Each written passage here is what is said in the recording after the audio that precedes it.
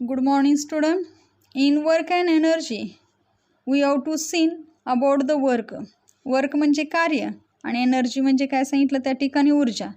We have to see that when an object is displaced by applying a force on it, work is said to be काय सांगितलं त्या ठिकाणी done.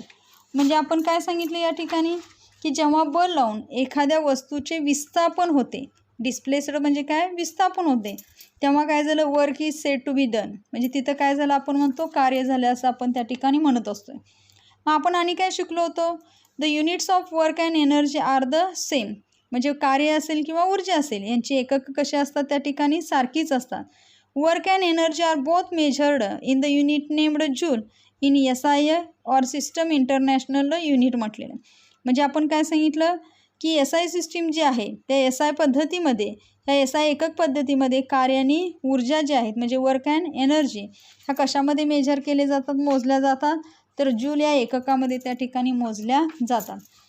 Today we have to seen forms of energy. Forms of energy म्हणजे काय, ऊर्जेची विविध रूप आपल्याला या ठिकाणी बघायचं आहे. त्यातलं आपण फर्स्ट जे घेणार आहे, first it is a mechanical energy. Mechanical energy म्हणजे काय, यांत्रिक ऊर्जा. Here we have to seen two example, that is first here we have to seen a rubber band. हा रबर बँड आपण बघायला लागलो सगळेजण. मग इथं we have to ask one question, the rubber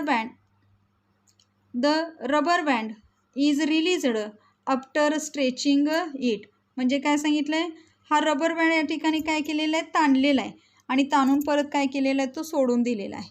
here we have to seen another example. Here we have to seen this is a काय सांगितलं त्या ठिकाणी कॅटापोल्ट सांगितलेलं आहे. आता कॅटापोल्ट म्हणजे आम्हाला सगळ्यांना माहिती आहे, त्याला आपण गलोली असं म्हणत असतो. मग इथं आपल्याला another we have to ask another question, a stone is held in the rubber of काय सांगितलं त्या ठिकाणी कॅटापोल्ट.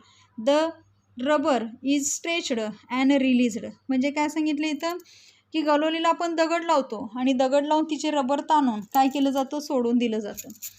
Here in the above example we have to seen that when the rubber of catapult is काय सांगितलं त्या ठिकाणी stretched and released. म्हणजे हा गलोलीचा जो आपला रबर आहे तो ताणून आपण काय केला, सोडून दिला, तर it comes back to the original state. Original state म्हणजे मूळच्या अवस्थेला, म्हणजे तो काय होतोय त्या ठिकाणी मूळच्या अवस्थेला येत असतो. And the stone flies of. म्हणजे हा स्टोन काय होतोय त्या ठिकाणी फ्लाईज ऑफ होतोय. स्टोन म्हणजे दगड, फ्लाईज ऑफ म्हणजे काय, लांबवर जाऊन तो काय होतोय त्या ठिकाणी पडतोय. म्हणजे आम्ही काय सांगितलं, गलोलीचं रबर जो आहे तर ताणून सोडून दिलं तर ते मूळच्या स्थितीत परत येतं व दगड लांबवर जातो. याचप्रमाणे another example here we have taken that similarly when the spring of toy is wound and then released the toy starts playing. आपण बघतो की लहान मुलांची जी खेळणी असतात ते काही खेळण्यांना या ठिकाणी चावी द्यायचं असते. मग चावी दिल्यावर आपण काय होतं, जेव्हा आपण ते खेळण्याला चावी देतो आणि खेळण्याला चावी दिल्यानंतर ते सोडून दिलं तर ते खेळणं काय होते त्या ठिकाणी चालायला लागत असते. Another example here we have taken that when water stored at a height is made to fall on a wheel the wheel starts काय सांगितलं त्या ठिकाणी रोटेटिंग.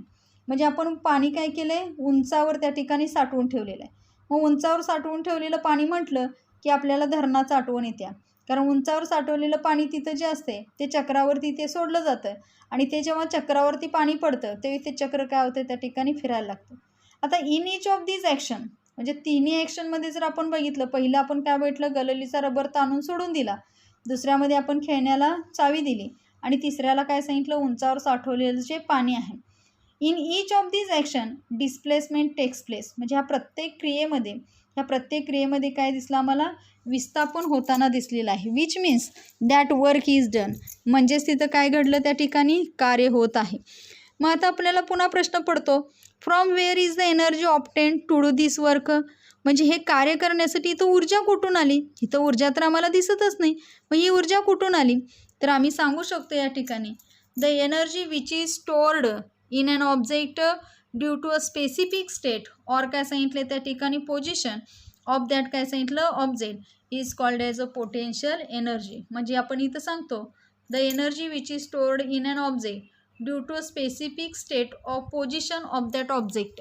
म्हणजे काय, ती एनर्जी जी आहे स्टोअर म्हणजे आपण म्हणतो साठवून ठेवलेली आहे त्या ऑब्जेक्ट म्हणजे वस्तूमध्ये, ड्यू टू स्पेसिफिक स्टेट म्हणतो. स्पेसिफिक स्टेट म्हणजे काय, स्पेसिफिक स्टेट म्हणजे विशिष्ट स्थिती असेल त्याची, पोझिशन म्हणजे त्याचं स्थान असेल, म्हणजे त्या वस्तूची विशिष्ट स्थिती असेल किंवा त्याचं स्थान असेल, आणि मग त्या ऑब्जेक्टमध्ये साठवून ठेवलेली जी ऊर्जा आहे त्या ऊर्जेला आपण काय म्हणतो असतो त्या ठिकाणी, it is called as a potential energy. Here we have to take 2 balls. This is the first ball.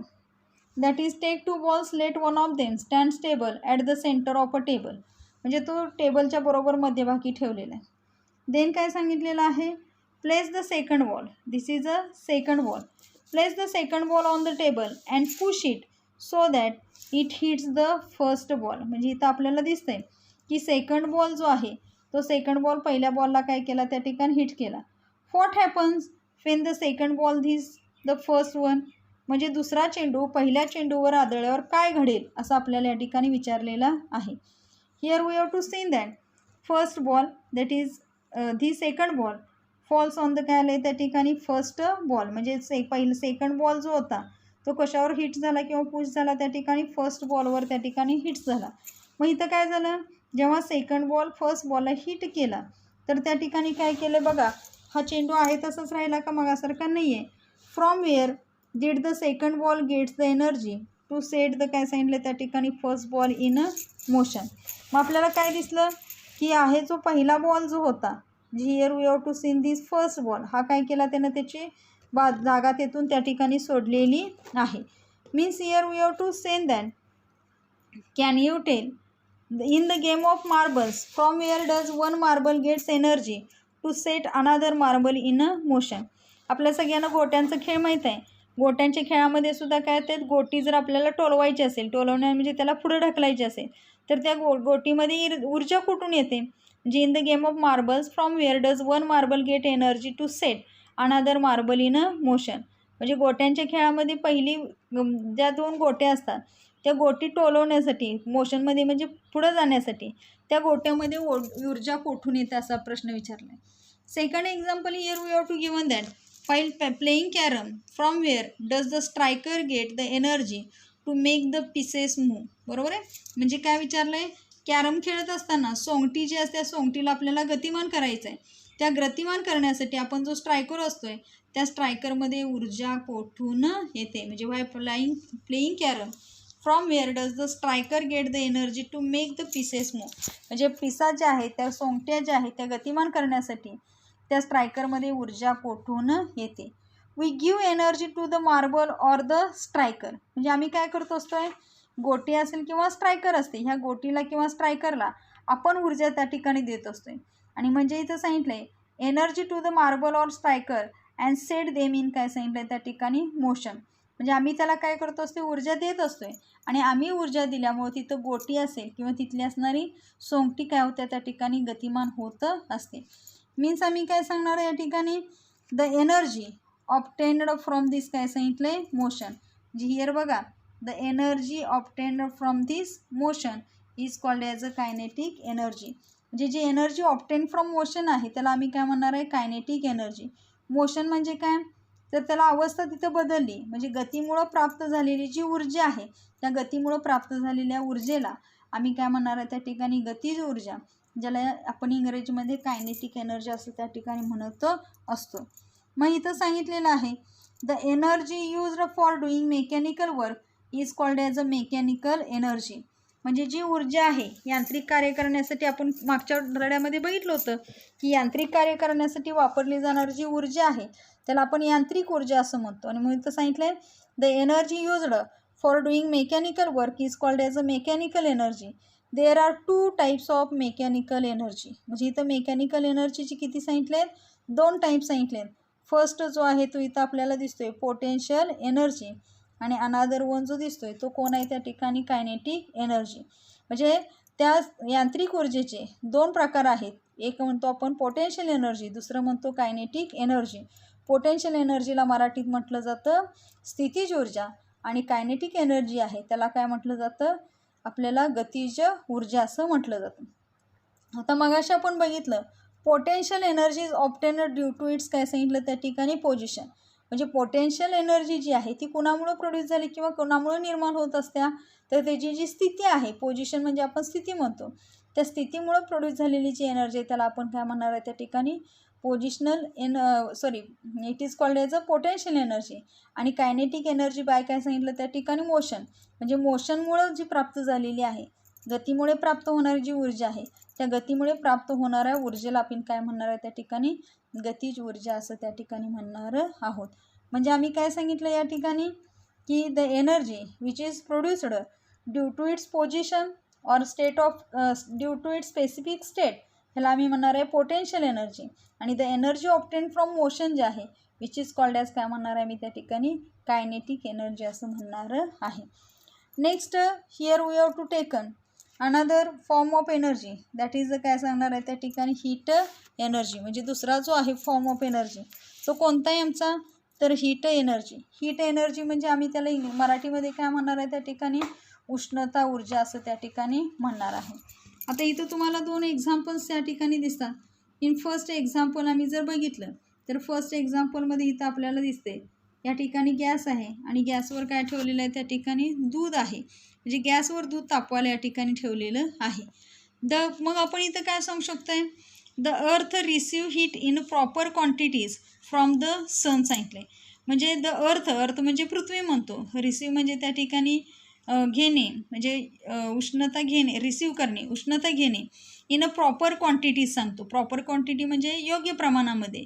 From the sun सांगितले म्हणजे सूर्यापासून आपल्याला पृथ्वीला म्हणजे सूर्यामुळे पृथ्वीला योग्य प्रमाणात उष्णता मिळते. म्हणून आम्ही काय सांगतो त्या ठिकाणी that is how and atmospheric temperature favourable to the living world is काय सांगितले त्या ठिकाणी मेंटेन्ड. आणि म्हणून जी योग्य प्रमाणात आपल्याला उष्णता सूर्यापासून मिळत असते म्हणजे वातावरणाचे तापमान सजीव सृष्टीत अनुकूल कसे राखले जाते हे त्या ठिकाणी पाहिलं जात असते. पुढं सांगितलं heat is a form of energy हे सांगितले. म्हणजे हीट म्हणजे उष्णता हे एक ऊर्जेचं काय आहे त्या ठिकाणी रूपच आहे. Sunlight contains heat energy. हे सनलाईट म्हणजे कुठली, तर सूर्यापासून मिळणारी जी उष्णता असते त्या सनलाईटमध्ये काय असते त्या ठिकाणी उष्णता ऊर्जा असते. Heat is produced by burning of काय सांगितलं त्या ठिकाणी फ्यूल. म्हणजे आपण स्वयंपाकघरामध्ये सुद्धा उष्णता ऊर्जेचा काय करत असतो त्या ठिकाणी उपयोग करत असतो. Heat is produced by burning of a fuel. Heat energy is used in the kitchen all the time. म्हणजे आपण आपल्या किचनमध्ये ऑल टाईम हीट एनर्जी काय करत असतो, यूज करत असतोय. आणि मग महत्त्वाचं सांगितलं आहे heat is measured in the unit कुठलं सांगितलं त्या ठिकाणी कॅलरी. म्हणजे हीट जी आहे ती कशामध्ये मोजत असतोय, कॅलरीमध्ये त्या ठिकाणी मोजत असतोय. आता तुम्ही म्हणणार कॅलरी एकक आम्हाला कसं माहीत नाही. जर आपल्या घरामध्ये तुम्ही आणलेला साधा बिस्किटचा पुडा आणला तर त्या बिस्किटच्या पुड्यामध्ये जर आपण बिस्किटच्या पुड्याचं रॅपर बघितलं म्हणजे त्याचं खोकं जे असते वरच्या बाजूचं की त्याच्यामध्ये आपण बघितलं तर त्या एक बिस्किट तुम्ही जर खाल्लं तर त्याच्यामधून तुम्हाला किती कॅलरीज मिळतात हे त्या ठिकाणी मेन्शन केलेलं असते. म्हणून आपण इथं सांगितलं heat is measured in the unit किती सांगितलं त्या ठिकाणी कॅलरी सांगितलेलं आहे.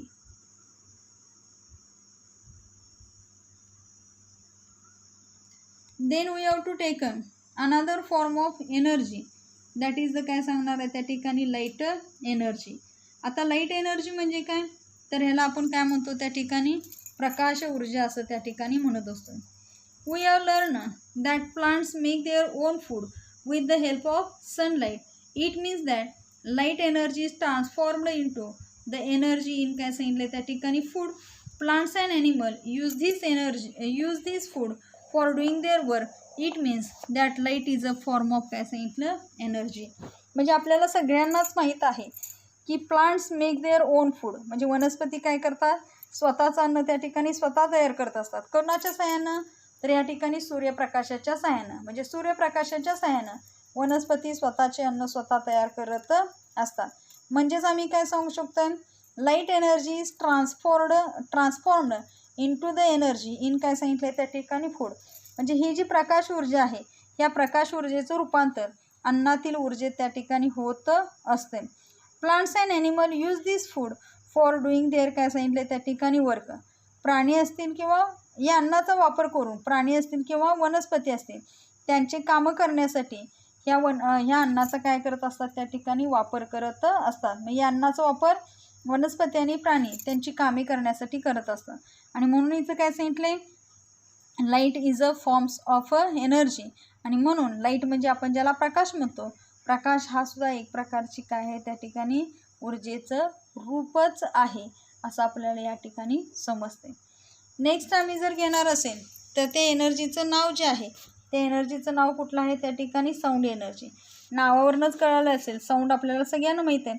साऊंड एनर्जी म्हणजे कुठली एनर्जी त्या ठिकाणी, साऊंड एनर्जी ज्याला आपण मराठीत काय म्हणतो त्या ठिकाणी ध्वनी ऊर्जा असं आपण त्याला त्या ठिकाणी म्हणत असतो.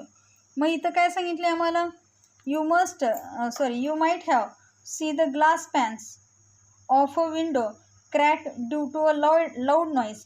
Similarly sound is used to control the movements of some toy काय सांगितलं त्या ठिकाणी cast. This means that some work is done by sound. It tells us that sound is a form of energy. आता you might have seen the glass panes of a windows सांगितले त्या ठिकाणी. Glass pen म्हणजे काय, तर काचा जे असतात खिडक्यांची काचा जी आहेत, विंडो म्हणजे खिडकी म्हणतो. Crack due to a loud noise म्हणजे मोठ्या प्रमाणामध्ये जो आवाज आहे त्या मोठ्या प्रमाणाच्या आवाजामुळं खिडक्यांना काय गेले आहे किंवा खिडक्यांच्या काचाला काय गेलेले आहेत, तडे गेलेले आहेत.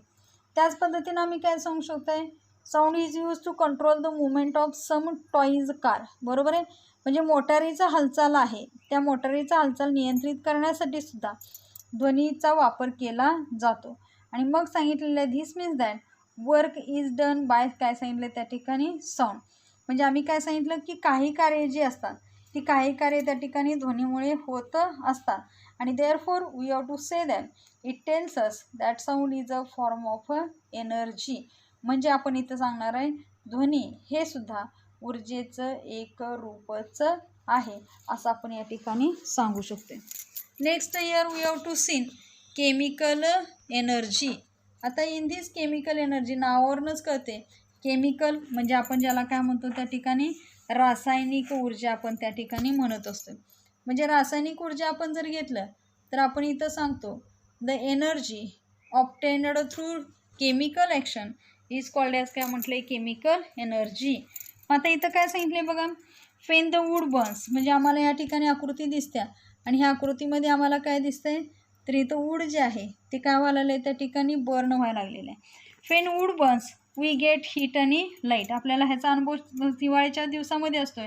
थंडी जास्त पडली की आपण काय करतो असतो, बाहेर शेकोटी पेटवत असतोय आणि शेकोटी पेटवल्यानंतर आपल्याला त्याच्यापासून काय मिळते त्या ठिकाणी हीट पण मिळते आणि त्या ठिकाणी लाईट म्हणजे प्रकाशसुद्धा मिळत असतोय. When wood burns we get heat आणि काय सांगितलं त्या ठिकाणी लाईट. म्हणजे लाकूड जेव्हा जळायला लागतं ते लाकूड जायला लागलं की त्याच्यामधून उष्णता येते आणि प्रकाशसुद्धा बाहेर पडत असतोय. Sometimes we hear a crackling sound as well. आता वी हिअर अ क्रॅकलिंग म्हणजे काय, काही वेळा जळण्याचाही आवाज त्या ठिकाणी होत असतोय. व्हॉट मेक दिस हॅपन्स म्हणजे हे कशामुळं होतं तर the energy stored in wood is emitted in various forms through chemical actions. म्हणजे आता इथं काय सांगितलं, energy store in the wood म्हणजे लाकडामध्ये असणारी जी एनर्जी स्टोअर केलेली आहे साठवलेली आहे ही इमिटेड होत असते इन व्हेरियस फॉर्म्स थ्रू काय सांगितलं त्या ठिकाणी केमिकल ॲक्शन. म्हणजे ही लाकडामध्ये साठवून ठेवलेली जी ऊर्जा आहे ते रासायनिक क्रियेतून वेगवेगळ्या रूपात काय केलं जातं बाहेर पडले म्हणजे वेगवेगळ्या रूपात बाहेर पडले. आणि म्हणून सांगितले it is due to the chemical action in the lead acid battery that electrical energy is काय सांगितलं त्या ठिकाणी प्रोड्युसर. आणि मग केमिकल ॲक्शन ही कोणामध्ये घडते, रासायनिक क्रिया लीड ॲसिडमध्ये त्या ठिकाणी घडते. लीड ॲसिडची जी बॅटरी आहे, आता लीड ॲसिडची बॅटरी आपल्याला ह्या ठिकाणी दिसते, ही लीड ॲसिडची बॅटरी आहे. आणि मग आम्हाला काय सांगितले, लेड ॲसिडचे बॅटरीमध्ये होणाऱ्या रासायनिक क्रियेने विद्युत ऊर्जा काय होत असते त्या ठिकाणी निर्माण होत असते. आणि मग सांगितले the energy obtained through chemical action is called as a chemical energy. Observe and discuss. Here we have to see that mechanical energy, heat energy, light energy, sound energy, chemical energy, electrical energy are the various forms of the energy. Here we have to see, observe and discuss. Observe the working of various appliances we use such as the सांगितलेलं आहे fan आहे, lamp आहे, mixer आहे, T V आहे, radio आहे, refrigerator आहे, washing machine आहे, clothes iron आहे. In which form is energy supplied to them to make them काय सांगितले त्या ठिकाणी वर्क. म्हणजे आपल्याला या ठिकाणी जो दिसत आहे तो काय दिसत आहे, here we have to seen that. हा जो आम्हाला दिसतोय तो लॅम्प दिसतोय, बरोबर आहे. या ठिकाणी आम्हाला हा जो दिसतोय तो आम्हाला हा काय दिसतोय त्या ठिकाणी मिक्सर दिसतोय.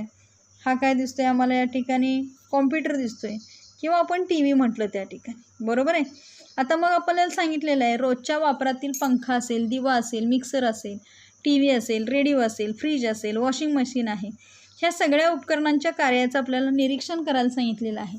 आणि त्यांचं कार्य व्हायचं असेल तर त्या ठिकाणी कोणत्या स्वरूपामध्ये ऊर्जा मिळते हे आपल्याला या ठिकाणी विचारलेलं आहे. मग here we have to seen that new point that is the काय सांगितलं त्या ठिकाणी ट्रान्सफॉर्मेशन ऑफ काय सांगितलं त्या ठिकाणी एनर्जी. ट्रान्सफॉर्मेशन ऑफ एनर्जी म्हणजे काय, तर ह्याला आपण ऊर्जेचे रूपांतरण असं त्या ठिकाणी म्हणत असतो. Transformation of energy takes place when work is काय सांगितलं त्या ठिकाणी डन. ट्रान्सफॉर्मेशन म्हणजे काय सांगितलं, रूपांतरण. आणि मग कार्य होताना ऊर्जेचे रूपांतरण त्या ठिकाणी होतं असते. Let's consider one chain of transformation of energy. एक ऊर्जा रूपांतरणाची साखळी आपण काय करायचं या ठिकाणी लक्षात घ्यायचं आहे. In the course of the water cycle water evaporate सांगितलेलं आहे. म्हणजे here we have to seen that की here we have to seen that the water काय झालं त्या ठिकाणी इव्हॅपोरेट झालं. In the water cycle water evaporate due to the heat of the काय सांगितलं त्या ठिकाणी सन. म्हणजे आपल्याला या ठिकाणी सन दिसतोय, ह्या सनची हीट जी आहे ती या ठिकाणी वॉटरवर पडल्यामुळं वॉटर आमचं काय होत गेलं या ठिकाणी इव्हॅपोरेट होत गेलेलं आहे.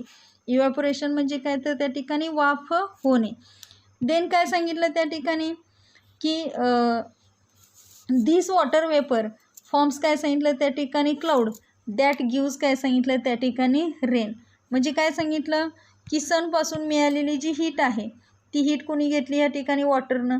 या ठिकाणी वॉटरच काय झालं त्या ठिकाणी जे आहे त्या ठिकाणी इव्हॅपोरेट झालं आणि हे इव्हॅपोरेशन प्रोसेसमधनं इथं काय झाले त्या ठिकाणी क्लाउड्स त्या ठिकाणी फॉर्म झालेले आहेत. आता क्लाउड्स फॉर्म झाल्यानंतर काय झालं, क्लाउड म्हणजे ढग म्हणतो. रेन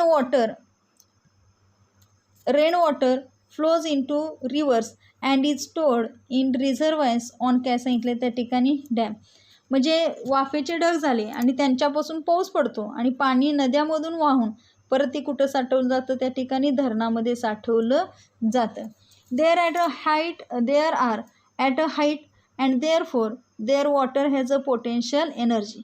म्हणजे आता तिथं काय असतं त्या ठिकाणी उंची असत्या. म्हणजे धरणाचं पाणी आपण उंचीवर साठवतो. मग अशा आपण बघितलं की वस्तूच्या स्थितीमुळं असेल, बरोबर आहे. म्हणजे पोझिशनमुळं ड्यू टू इट्स पोझिशन सांगितलं होतं त्या ठिकाणी. त्या पोझिशनमुळे जी एनर्जी प्रोड्यूस होते त्याला आम्ही काय म्हणतो त्या ठिकाणी पोटेन्शियल एनर्जी असं म्हणतो. म्हणजे इथं धरणाचे पाणी उंचावर असल्यामुळं त्याच्यामध्ये असणारी एनर्जी कुठली असणार आहे त्या ठिकाणी पोटेन्शियल एनर्जी असणार आहे. विच इज ट्रान्सफॉर्मड इंटू काय सांगितलं आहे त्या ठिकाणी kinetic energy as the water fails downward. मग काय सांगितलं की उंचावर साठवलेलं धरणामध्ये साठवलेलं पाणी जे आहे ती स्थितीज ऊर्जा आहे आणि ते खाली येत असताना ह्या पोटेन्शियल एनर्जीचं रूपांतर जे आहे ते कशामध्ये होतं त्या ठिकाणी कायनेटिक एनर्जी म्हणजे ज्याला आपण मराठीत गतिज ऊर्जा असं त्या ठिकाणी म्हणत असतो. आता या ठिकाणी वॉटर कुठं आलं, फॉल्स डाऊनवर्ड सांगितले. म्हणजे काय सांगितलं ते खाली येताना त्याचं स्थितीज ऊर्जेचं रूपांतर हे कशामध्ये झालं, गतिज ऊर्जेमध्ये होतं असते. Wien the water falls on the blades of काय सांगितलं त्या ठिकाणी टर्बाईन सांगितलं. म्हणजे तिथं काय असतात टर्बाईन असतात. त्या टर्बाईनला काय असतात पाती असतात आणि हे जे पाणी आहे हे पाणी त्या जात्यावर काय होणार आहे त्या ठिकाणी त्या जनित्रावर त्या ठिकाणी पडणार आहे. म्हणजे जनित्राच्या पात्यावर जर त्या ठिकाणी पडलं तर it's kinetic energy is transferred to the काय सांगितलं त्या ठिकाणी टर्बाईन. आणि मग ही जी गतिज ऊर्जा आहे ही गतिज ऊर्जा कशाला मिळणार आहे, टर्बाईनला मराठीत जनित्र असं त्या ठिकाणी म्हटलं जातं. The turbine rotates producing electrical energy. This electricity gets transferred into various other forms of energy. म्हणजे जे आपण सांगितलं की स्थितीज ऊर्जेचं गतिज ऊर्जेमध्ये रूपांतर झालं, त्या पाणी जनित्रातील पात्यावर पडलं, त्याची गतिज ऊर्जा जनित्राला मिळाली, ती पाती फिरली आणि ती पाती फिरल्यामुळं विद्युत ऊर्जेची काय झाली तिथं निर्मिती झाली. आणि ही जी विद्युत ऊर्जा आहे त्याचं विविध रूपांतरामध्ये आपण त्या ठिकाणी पाहू शकत असतो किंवा पाहू शकतो. मग आपल्याला काय सांगितलं आहे, electrical energy is used in our houses for various purposes. म्हणजे व्हेरियस पर्पज म्हणजे वेगवेगळ्या कारणासाठी, विविध कारणांसाठी आपण इलेक्ट्रिकल एनर्जी वापरत असतो. इलेक्ट्रिकल एनर्जी म्हणजे विद्युत ऊर्जा. विद्युत ऊर्जेचा वापर घरामध्ये विविध कारणांसाठी केला जातो.